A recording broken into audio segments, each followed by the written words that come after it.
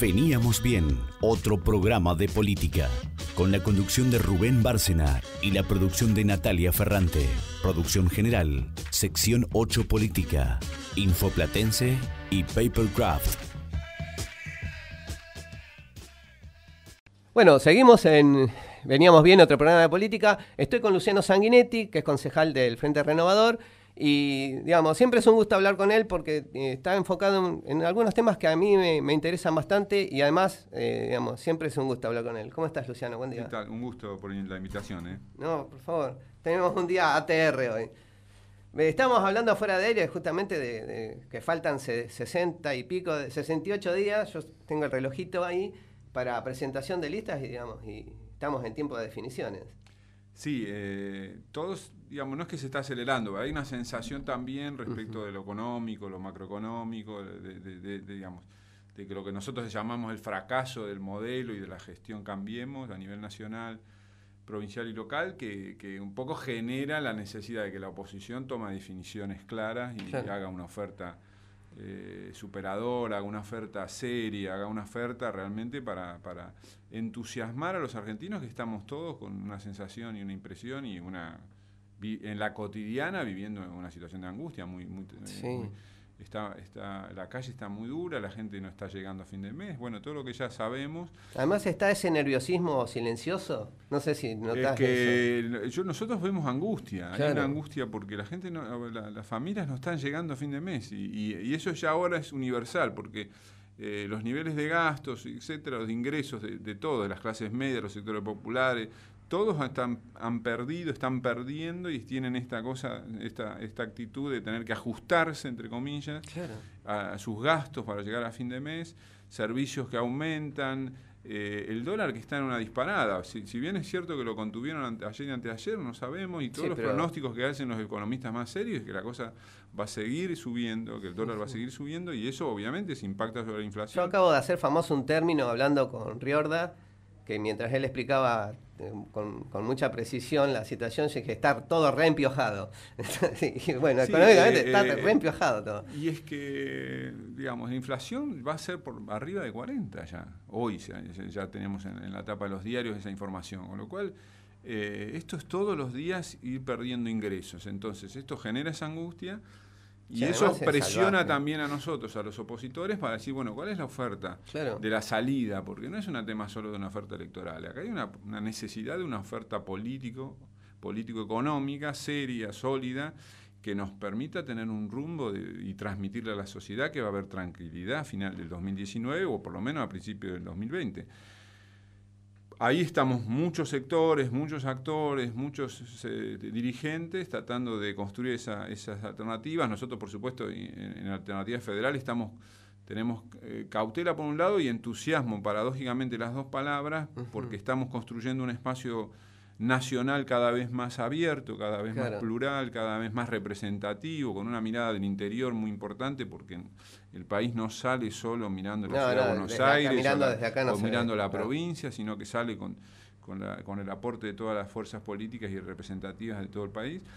Y por supuesto, el entusiasmo nuestro, ¿cuál es? Es que nosotros venimos bregando por esto, por lo menos desde Constitución del Frente Renovador en 2013, que es esta idea de salir de la grieta, salir de la discusión banal sobre el pasado, porque acá todo el mundo se tira con el pasado y la gente está viviendo en el presente y necesita soluciones hoy. Después que el pasado se resuelva, y en la justicia en general yo pienso que tiene que resolverse en ese ámbito, todo lo que tiene que ver por supuesto con la corrupción, pero necesitamos respuestas hoy para darle tranquilidad a las familias. Sí, porque digamos, con denuncias no se come. No, es que no solamente, con denuncia no se come y no se puede pensar un país para adelante mirando para atrás. Claro. Entonces, te llevas puesto un poste en algún momento. Exacto, nosotros estamos en esa posición desde hace más de 5 años y sentimos en la calle ahora que la gente dice, tienen razón ustedes, o por lo menos dicen, está bien, nosotros no los votamos en el 2015, pero ahora si arman algo que nos dé tranquilidad, los vamos a acompañar. Claro. Entonces no es la primera vez que converso con vos. Y me recuerdo que hace un par de años ustedes venían con un planteo en ese sentido. Sí, en eso, por eso se les está poniendo muy vigente ahora. Es que me parece que, primero porque uno tiene que actuar sobre sus convicciones. Entonces, cuando nosotros creamos el Frente Renovador, y muchos que los integramos de su nacimiento, lo hicimos convencidos. Nosotros, los que venimos del peronismo y habíamos participado activamente del Frente para la Victoria en su momento, nos fuimos cuando el Frente para la Victoria tenía intenciones de voto altísimas, ¿no? Cuando estaban perdiendo. Y nos fuimos porque estábamos criticando lo que se estaba haciendo. Claro. Y no había una escucha de parte de muchos dirigentes de esas observaciones críticas que nosotros veníamos señalando. Entonces, cuando nos vamos por la convicción, no por oportunismo. Nos vamos por convicción y empezamos y trabajamos. Y como siempre, al principio la gente por ahí no te ve, no te ve en el sentido, no te percibe, porque está atenta a otros temas y dice, no... ve otras cosas y por ahí no está viendo el detalle, la profundidad de las consecuencias, porque las medidas que se tomaban en ese momento quizá no se veían las consecuencias negativas. Claro. Entonces nosotros obviamente que éramos dirigentes y estábamos cerca, sabíamos de eso, entonces veíamos, esto va a chocar, esto es el Titanic. Claro, y así la profecía autocumplida. Entonces, hoy la gente está escuchándonos más, está entendiendo lo que nosotros decíamos hace tiempo y además es importante que se estén sumando otros sectores, que también muchos de esos sectores que estuvieron cerca de Cambiemos. Sí, bueno, no me acuerdo si fue ayer o anteayer, Lavagna estuvo con Schiaretti. Bueno, Schiaretti, un par de días antes, digamos, realmente selló un acuerdo con Litsfi de Santa Fe, que es el socialismo, el progresismo. Nosotros trabajamos con el GEN desde el 2013, con lo claro, cual, digo, en ese sentido se está replicando eso en todas las provincias. ¿Es el Frente de un País? Exacto, en las provincias. Después hay una parte importante del radicalismo, Ricardo Alfonsín, etcétera, que obviamente están en Cambiemos y ya ven, muchos de ellos, digamos, están en Cambiemos, estuvieron en Cambiemos, con actitudes muy loables en términos porque estando en ese espacio marcaron su posición al interior de ese espacio. Sí, honestidad intelectual tuvieron. Pero se bancaron esa derrota interna por la cual la mayoría dijo que no, que había que ir con el PRO.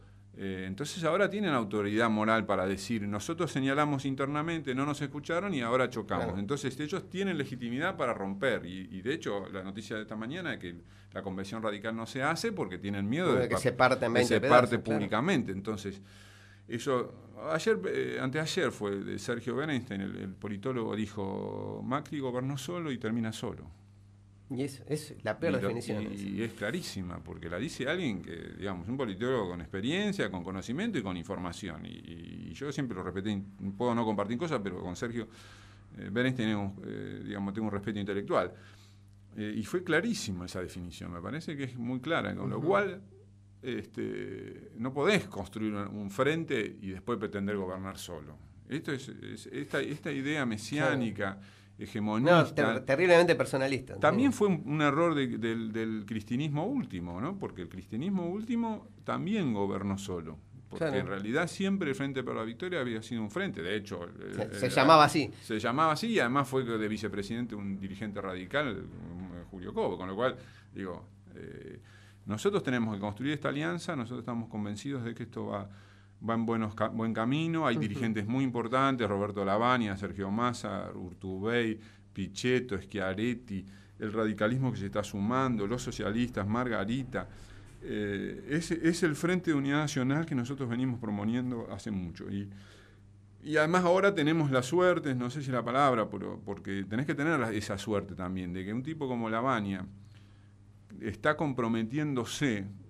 Claro, porque siempre fue medio reticente, ¿no? No, y además que está dando, la verdad, digamos, uno puede decir que ya había dado lo que había dado Roberto en el campo de la economía argentina. Y entonces, pero poner el pellejo de vuelta, y además hay que poner ponerlo. El pellejo eventualmente, digamos, no es el mejor panorama, digo, porque te queda tierra quemada. Exacto. Pasaron los unos. No, por lo cual... Me parece que hay que ser muy prudente, muy proactivo y muy de escuchar a esta sociedad que está angustiada y que todos los días tenemos que poner el hombro para sacarla adelante, para ordenarla, para transmitir esa tranquilidad y que esté claro cuáles son, porque este fracaso tiene que ver también con una mirada sesgada sobre sobre las bases socioeconómicas de este país. Nosotros no podemos dejar, no sé, nunca más, y espero que sea así, nosotros tenemos una matriz socioeconómica que no podemos cambiarla. Tenemos unas pymes que son parte fundamental de la generación del empleo en la Argentina y no podemos armar un modelo económico contra las pymes. Claro. Tampoco podemos hacer un modelo económico contra el campo. No, porque el campo es una parte no clave. No quiero usar el eslogan de otro candidato, pero es con todos la cosa. Digamos. Sí, cuando digo, yo digo esto, digo, hay cosas que es como que no podemos inventar la pólvora, ya está. Nosotros tenemos que reconocer esa diversidad, esa estructura socioeconómica. Bueno, justamente generar consenso. Y fortalecerla. Tenés que trabajar con todo. Fortalecerla, y cada uno tiene que poner su grano de arena. Para darte un ejemplo, la semana pasada visitamos el Parque Industrial 2 de La Plata. No pensé que estaba parado eso. Está parado, no está habilitado. Hace 3 años y medio gobierna Julio Garro. No se habilitó todavía, ¿sí? Están las mismas 5 empresas que yo visité en el 2015. Claro, es una foto, digamos, no tienen luz, no tienen las garitas para que los laburantes bajen del micro y puedan, o sea, o tomen el micro a la noche para volver, o bajen del micro a la madrugada. Eso es 520 y ruta 2. Exacto, digo, no está la garita. Para darte un ejemplo, vos vas ahí, te vas a encontrar pastizales. Entonces, La Plata no tiene hace mucho tiempo una política industrial.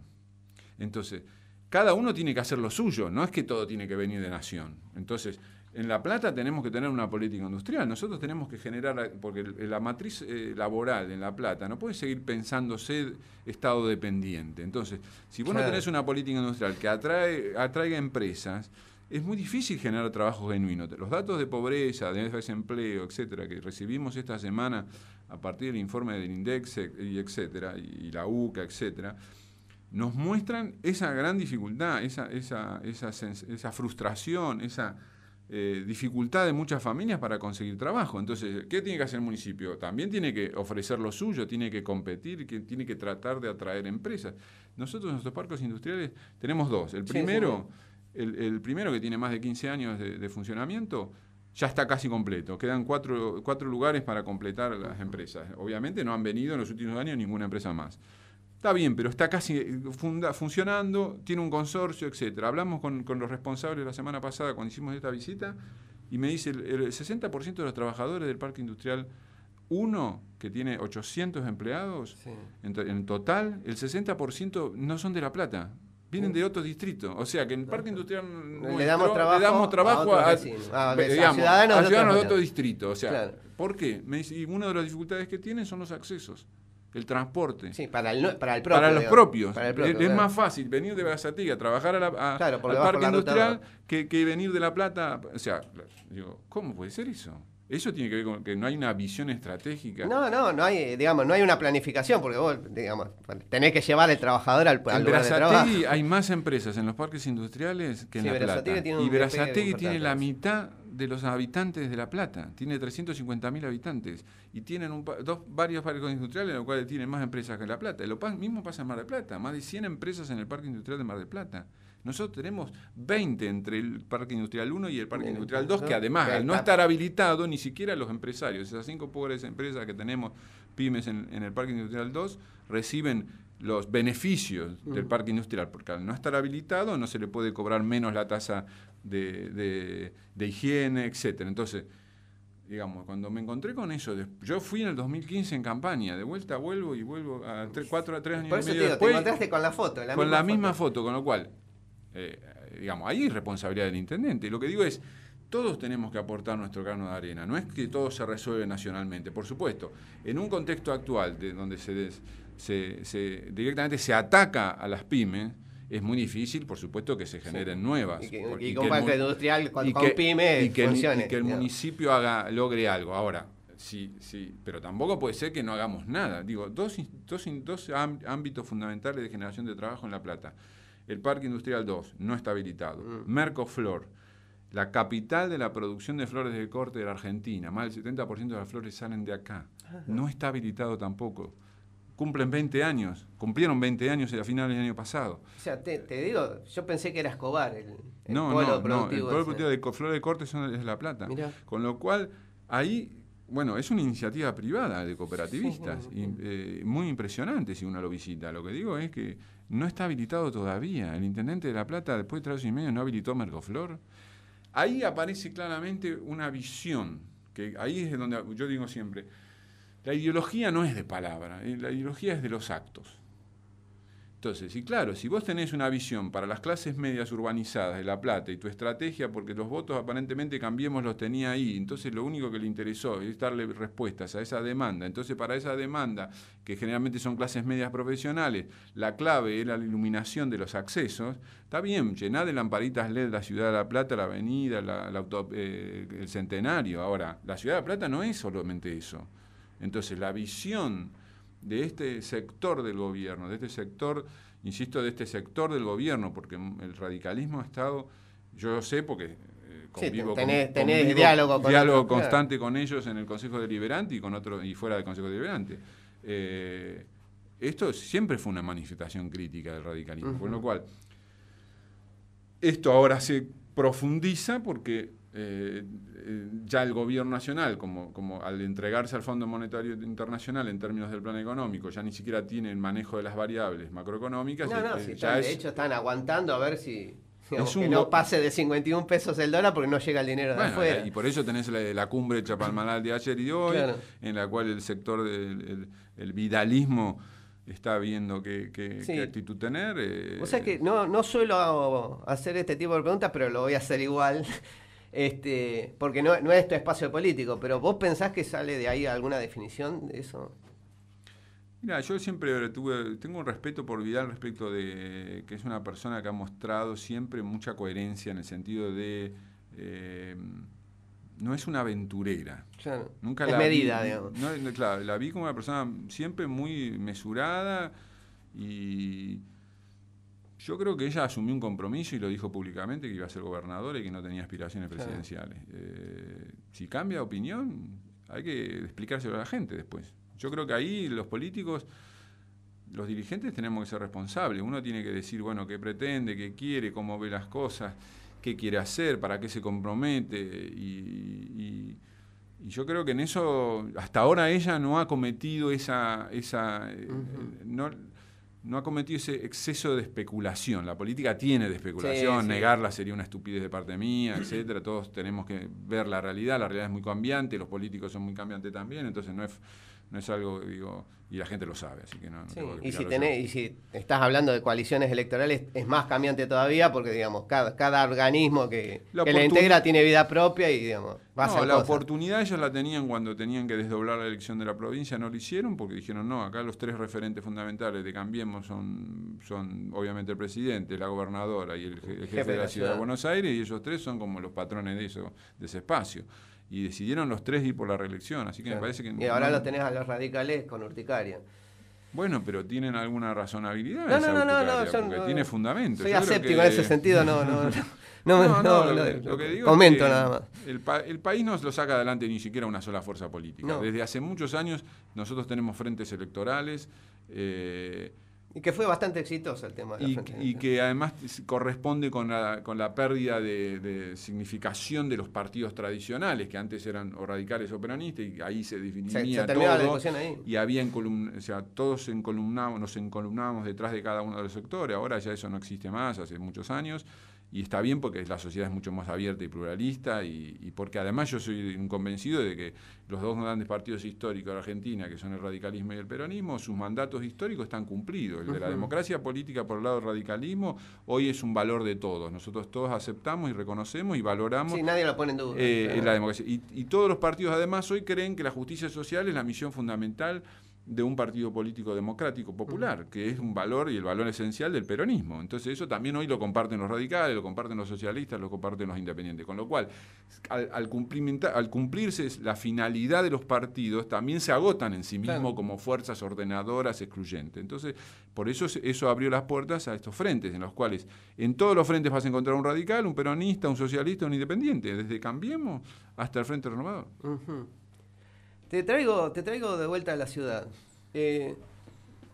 Vos vas a ser candidato a intendente, ya abiertamente lo... Sí, yo estoy precandidato. Claro, precandidato porque... Y la Fuerza de Alternativa Federal va a definir al final de este proceso las candidaturas. por paso o por acuerdo, dependerá de las circunstancias. Yo soy más de la idea del acuerdo ahora porque entiendo que además... ¿Te va a desgastar una No, porque además necesitamos hacer un acuerdo más amplio. O sea, la elección no solamente sería de los que estamos en el Frente Renovador, claro, o los que nos sumamos ahora a Alternativa Federal, sino cómo integraríamos a una fórmula al radicalismo que se suma, a los socialistas que se suman, al GEN que se suma. Entonces, la coyuntura nos obliga más a un acuerdo que a la posibilidad de una competencia de las PASO. Entonces, pero bueno, si no se da el acuerdo, seguiremos a una PASO. Pero yo lo que propuse el año pasado a los vecinos de La Plata es mi precandidatura para contarles con suficiente tiempo, claro, qué es lo que quiero, qué es lo que veo, qué es lo que ellos me aportan todos los días que yo camino a la ciudad, que hablo con dirigentes, con vecinos, con instituciones, para ir construyendo esa fuerza política y ese proyecto de transformación de la ciudad de La Plata. No se puede pensar la política sin la participación y la cogestión de los vecinos. Yo creo que ahí es un cambio fundamental. Ya no podemos pensar las propuestas de gobierno solo anclados en una fuerza político-electoral, sino claro, cada vez más en cada ciudad necesitamos incorporar a los vecinos, no solamente para que nos voten o que se entusiasmen con nuestra propuesta, sino para que cogobiernen con nosotros. Sí. Porque hoy, que sumen propuestas. Sí, porque sumen propuestas y nosotros seamos receptivos a sus iniciativas y visiones. La mayor parte de la discusión política local en La Plata hoy pasa más por fuera de los partidos que por adentro de los partidos. Sí, porque hoy tenés movimientos. En Tolosa por el soterramiento. En muchos barrios por cuestiones que tienen que ver a cómo se concibe y se define las funciones de las delegaciones municipales. Tenés debates sobre, obviamente, unos debates transversales, que es el de la mujer, que arrasa, sí, en parte arrasa y en parte atraviesa toda la sociedad y todos los ámbitos de la sociedad. Entonces tenés un tema con el tema de la mujer, tenés muchas agendas que no están adentro del partido, ya son... Sí, están en la periferia y hay que ir tomando punto a punto. No, y además la gente tiene que... Y además hay que pensar una gestión en la cual ellos van a cogobernar. El intendente va a ser un actor, un coordinador, un articulador de la demanda de los vecinos, no solo el representante. Claro. Y si vos tuvieras que definir 3 ejes básicos de lo que sería eventualmente tu propuesta final, ya digamos... No, se supone que logran conformar un frente, hay una lista de unidad, el tema de las PASO va a ser una formalidad, es hipotético. Sí, te entiendo. Entonces, y vos sos el candidato de ese espacio. Yo creo que hay 3 cosas que tenemos que trabajar muchísimo durante los próximos 4 años, y cuando digo muchísimo, dedicarle las 24 horas del día, porque no se va a resolver en poco tiempo, y porque necesita mucho trabajo y mucha voluntad política y mucha construcción de consensos y participación activa de las personas. Yo creo que son seguridad, trabajo y educación. El tema de seguridad, nosotros no podemos seguir improvisando como está haciendo Julio Garro, está prometiendo otra vez, por 3er año consecutivo, las cámaras de vigilancia que prometió en la primera sesión inaugural del Consejo Deliberante. 600. Hay 600 prometidas este año de vuelta. No tenemos más que las 300 y algo que funcionan o que dejaron funcionando la gestión anterior. No puede ser que en esta altura del siglo XXI nosotros no tengamos un control mínimo de seguridad. La mitad del vandalismo que se produce, por ejemplo, en las escuelas, se hubiese resuelto, no resuelto pero ponemos el contralor, si hubiéramos tenido en la esquina de esa escuela 2 cámaras de vigilancia, porque automáticamente eso salta. ¿Cuántas escuelas tenemos? Tenemos 350 edificios escolares. Bueno, son 350 cámaras. Con eso es parte de esa política de seguridad. La otra es el tema de los accesos. Todas las políticas de seguridad, de control y vigilancia que se han implementado en los municipios empezaron por la periferia, es decir, controlando los accesos, que es el segundo estrategia, el anillo sobre los accesos de la ciudad, para saber quién entra y quién sale y poder empezar a ejercer un control desde la periferia hacia el interior. Adentro, claro. Y por supuesto después todos los recorridos más fluidos, más populares. Sí, en ese sentido de La Plata, digamos, bueno, el cuadrado histórico, ¿no? Al tener determinadas avenidas diagonales sería, no digo más fácil, porque no esto lo han planificado todo. En Tigre, sería un poco más organizado. El caso de Tigre que empezó tiene una cámara a 450 habitantes. El caso de San Fernando tiene una cámara a 450 habitantes. O sea, para tener en La Plata una mínima seguridad tenemos que tener cerca de 1.500 cámaras. Por supuesto, poner 1.500 cámaras no se hace un día para el otro. Ahora, nosotros ya perdimos 3 años y medio. Entonces, seguridad, eso es lo primero. Cuando digo lo primero, es complementario de estas tres cosas. Sí, sí. La otra es el trabajo. Nosotros no podemos seguir pensando en la matriz Estado dependiente de la generación de empleo en La Plata. Pública, Entonces, claro. en función de eso, La Plata tiene que promover los parques industriales, que son el lugar clave donde se desarrolla hoy la economía productiva para generar trabajo genuino. Tenemos 850.000 habitantes, no podemos tener menos empresas que Berazategui, que tiene 350.000. O sea, acá hay una falta de una falta de política industrial. Y eso tiene que ver con una visión, insisto, Estado dependiente. Entonces, eso hay que romperlo. Para romperlo, hay que incentivar a que las empresas vengan a La Plata. Tenemos que hacer toda una política con esos parques industriales para que las empresas vengan a La Plata, porque las empresas buscan los mejores lugares. Claro. Y tenemos mucho para ofrecer, porque estamos cerca, tenemos la autopista, la ruta 2, etcétera. Con lo cual, una política de incentivos va a poner en caja o en orden esto, a mediano plazo eso va a tener resultados.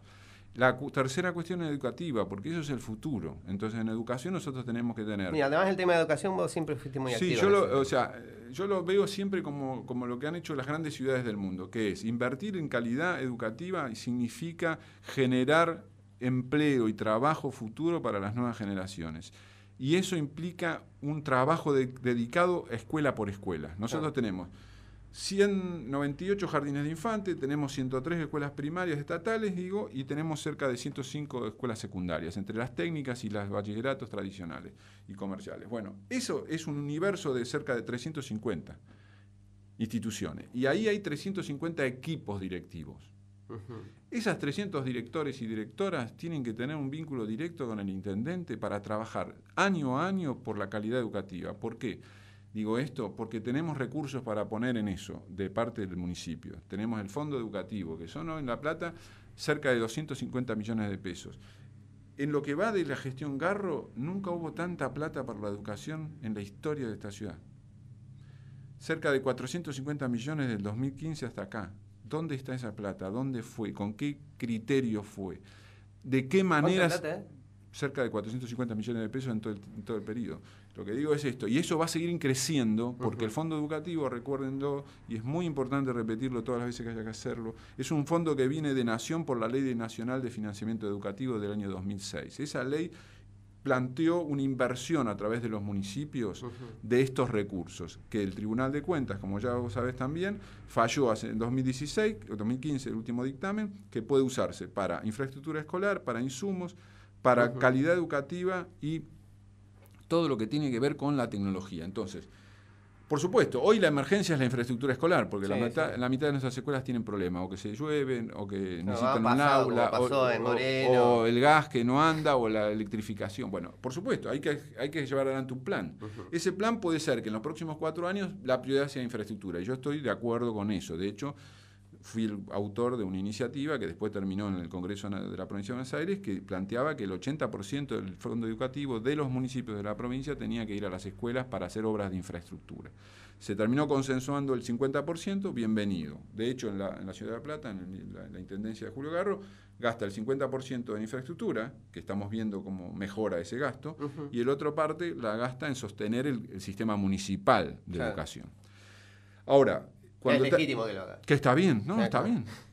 Cuando pase la infraestructura como emergencia, podemos empezar a pensar en capacitación docente, en compra de equipamiento y tecnología para las escuelas. O sea, miren todo lo que podemos hacer en 10 o 15 años. Si nosotros invertimos esos recursos, pero además si estamos del lado de los directores y de las directoras de escuelas todos los días trabajando, en pocos más años, por lo menos en 10, por lo menos en 2 periodos, La Plata puede tener las mejores escuelas del país.